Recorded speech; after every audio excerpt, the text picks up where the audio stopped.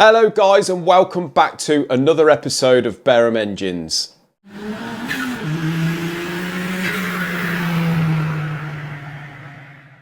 This video is a follow-up to this original video, the 40 miles and destroyed video. It's our most successful video, as in views. We've got over 500,000 views on this, so it went a little bit virally, I suppose. Follow-up to it.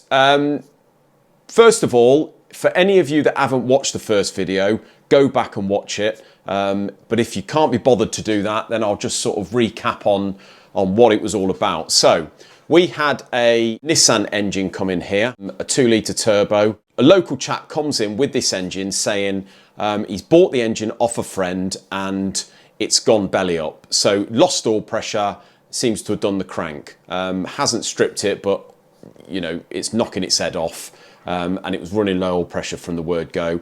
We did the engine and he's not very happy about it. He's bought it off his friend, who we know very well anyway. I said, but I'm pretty sure we didn't build the engine on that. So we've gone into the office, I've dragged the invoice out. Sure enough, we didn't. What we did was we refaced the block, we deglazed the bores. He was going to re-ring it. The bores were good, mind. He supplied a new crank. We checked the rods. I think he had to have another rod, and that was about it, really. And he said, "Can you just put the pistons, rods, and the crank in for me?" So we ended up doing that. And he had it back. We refaced the cylinder head, and that was it. This was about 2.5 years prior to him coming in, I think. So he's come back. Yeah, not very happy. We built the engine. I said, "Well, we didn't build the engine. This is what we've done." Oh, well, you know, surely you would have measured the crank. I said, look, it was a new crank. We measured the rods. I said, if there's any doubt in the work that we did, as in put the pistons, rods and the crank in, I said, best thing to do, bring the engine back in as you're a local chap. You know, obviously there's going to be charges, but we'll strip it and we'll, if you want us to, we'll have a look and sort of do a little report, if you like, and or report back to you. And you can come in, have a look at it, and we'll go from there, really. But what it boils down to is we didn't build it. Your friends built it. So he brings the bottom end in and the head. We strip the bottom end and that's where the video come from originally.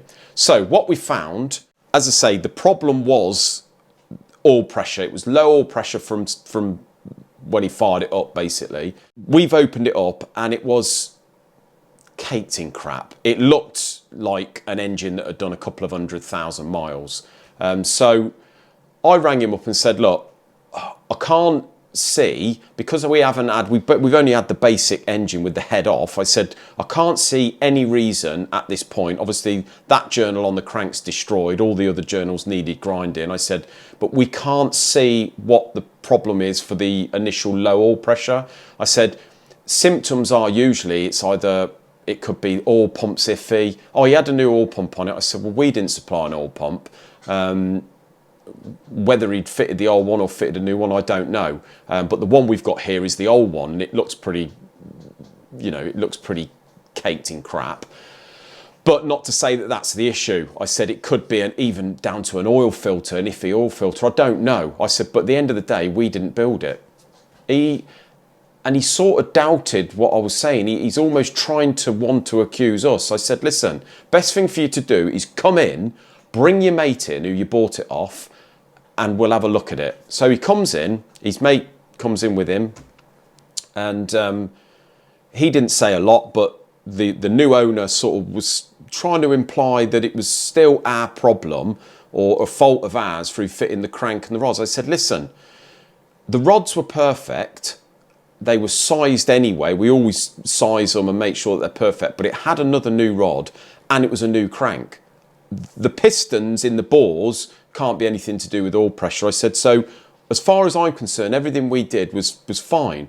You know, the engine was clean enough for your friend to have it back when we built it, because else he wouldn't have had it back. He'd have said, you know, we're not going to put it together. Like I said, but the problem I can see, the only problem I can see as far as engine-wise goes, is it's caked in crap. Whether some of that's gone into the oil pump or the relief valve and caused an issue, I don't know.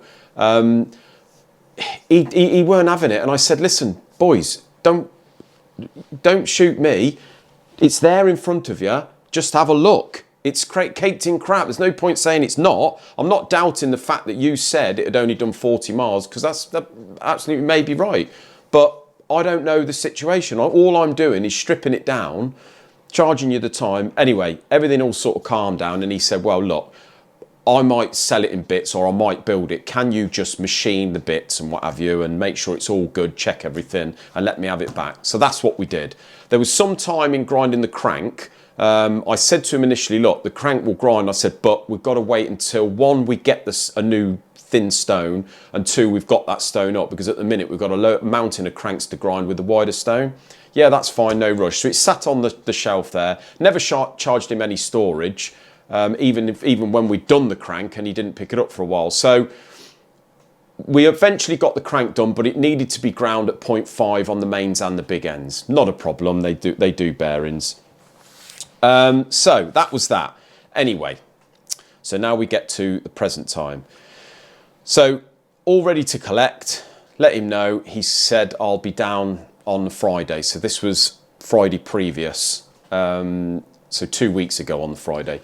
So he's turned up, and he sort of, it was all right with everything we did. You know, we've faced the block, we've gone through the cylinder head, made sure that's all right again, refaced it and done all the valves and seats and the clearances and what have you. We've ground the crank, we honed the cylinders. The cylinders were fine, to be honest, they measured perfect. So it was up to him what he was going to do. He said, would you be interested in building it? And I said, well, we will, but when, I do not know. I said, you know, at the minute, we're well into the new year.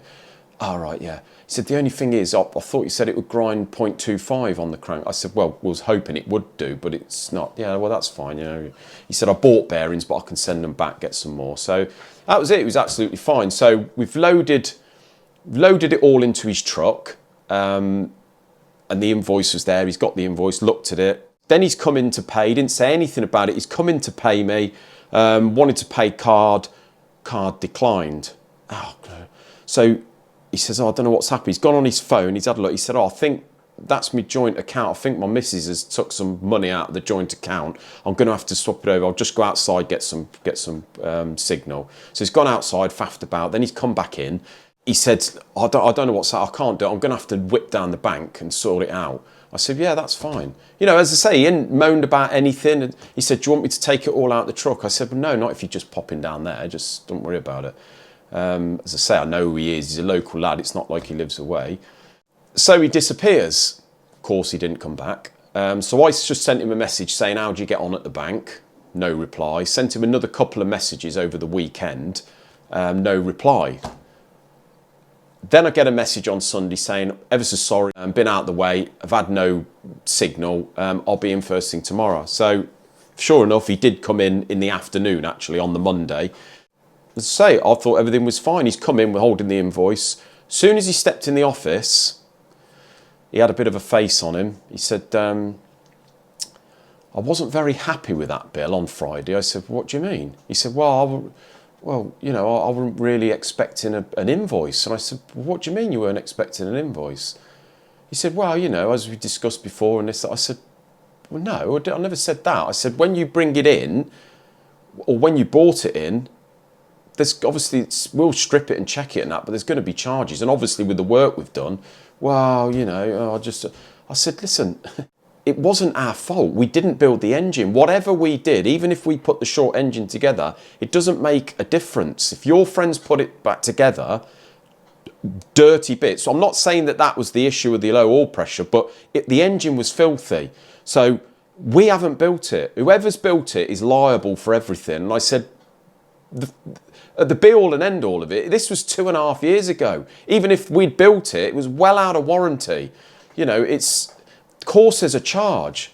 Well, I've spoke to a couple of specialists. Obviously, what he's done, he's pulled the trick of coming in, being all nice and putting it in the car and giving me the bull crap that he's going to go down the bank and all this, when he had no intention of doing that, I believe. He's disappeared. He spoke to a couple of people over the weekend, and then he's come back in here on the Monday and he's tried to pull the wool over my eyes and get out of paying. So I believe that's exactly what he was doing. And that's what I said to him. I said to him, that's what I believe you're doing. I said, you, from the word go, you don't want to blame your friend. As I say, I'm not saying that your friend building it is anything to do with the low oil pressure. It could be something external, but now none of us know. I said, but you're in a predicament where you've been sold an engine by your friend, it's no good, and you want someone to blame and you don't really want it to cost anyone, but really it's nothing to do with us, it's not our problem. He said, well, I've spoke to a couple of specialists, and I've spoke to one guy who wanted to build it. I asked you if you wanted to build it on the Friday, but really that was a test to see whether you would or not, just obviously judging whether I thought my work was good enough. I said, well, yeah, I'd build it, but I wanted to, it's not going to be until the new year. He said, well, I've asked someone else his advice, and he's a specialist in this particular engine and car and this, that, the other, and he says that crank's no good. I said, well, they supply 0.55 bearings, so yeah, of course it's good. We grind loads of cranks to 0.55. It's not a big deal. Obviously, if you're going to run big power in an engine, preferably use a standard crank, but there's nothing wrong with 5.5. Well, that's not what he says. I said, well, I don't care what he says. That is what it is. Obviously, yeah, the more meat you leave on, the better, but it's not like the be-all and end-all. It's not like the crank is no good. You've asked us to grind a crank. We've ground a crank. It's fine. He wouldn't have in that. He said the block's no good, needs a new oil pump. He admitted that his friend didn't fit a new oil pump. It needs a new oil pump. That's got a bolt on. It's all part of the front cover, and it all needs to be skimmed together, whatever. I said to him, it's not on dowels. So basically it's designed so you can change the oil pump and front cover in situ, really. Otherwise, if you wanted to change an oil pump, you've got to completely strip the engine and face it all. I don't believe that. But anyway, that's that. I said, well, what about my labour stripping it? Well, you know, I said, well, you're trying to imply this is our fault. It's not our fault, I'm telling you. You know, your friends built it, you need to go and... Anyway, sort of gone on his phone. Because I wasn't happy, he sort of made out he was going to pay me. Well, when I checked the bank, he's paid half of it. So that's that, guys. What annoyed me the most is he's tricked me on the Friday, really, into thinking that everything's great and he's done this and we put it in the car and he's having these problems with his bank, and he's basically done one.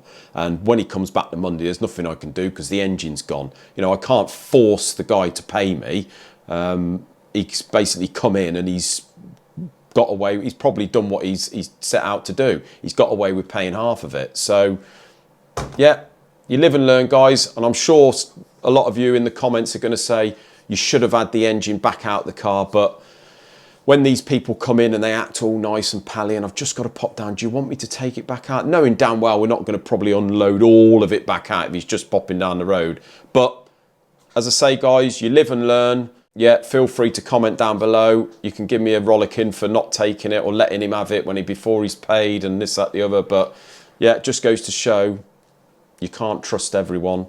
And next time, I suppose, as nice as they seem, I'm going to have to get paid before we load it up. Simple as that. But yeah, let me know down in the comments, guys, whose fault you think this is and what the scenario should have been. But there we go. Leaves a little bit of a bitter taste in your mouth, but it's one of those, isn't it? What can you do, guys? Well, thanks ever so much for watching yet again. Please comment down below, like, subscribe, and we will see you in another one, guys. I am back next week because obviously I'm on holiday. This was recorded a week before. So yeah, we'll see you then, guys. You take care. Cheers.